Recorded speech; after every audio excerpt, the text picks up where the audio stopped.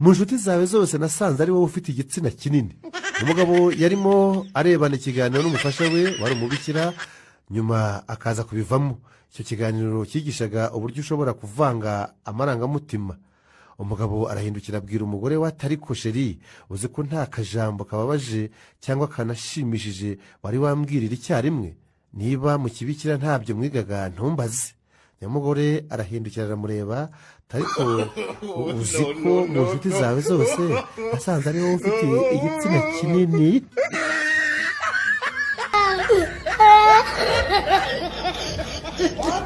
Umugabo yahuye n'undi aramubaza ati ese watangiye kwambara amaherena kuva ryari?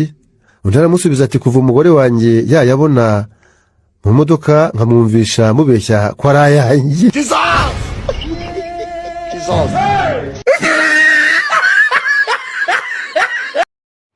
Umugabo yahoraga akora mu nkono y'umugore we, noneho umunsi umwe umugore abiganyira abagenzi be, baramubwira ngo azashyiremo amase apfundikire inkono. Umugore abigenza atyo. Mu gicuku umugabo arabyuka apfundura inkono, aratamira rimwe kabiri vuba vuba, atangira kumukorwa no kuruka. Umugore aramubaza ati ese bikugendekeye bite? Umugabo ati nyuze hanze inka inkubita umurizo mu kanwa, none ngize iseseme. Umugore aterekeraho wenduriye amase yazo. Abaramuhabije.